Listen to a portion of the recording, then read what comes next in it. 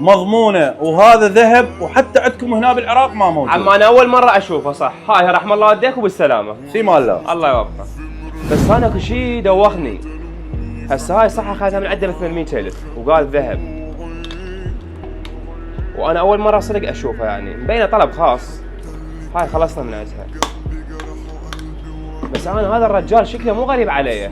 نطلع اللابتوب.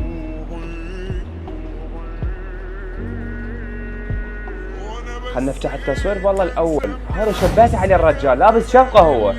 شبهت عليه، اعتقد هذا اي والله العظيم هو.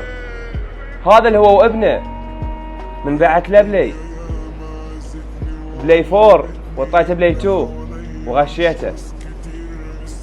لا يا الله.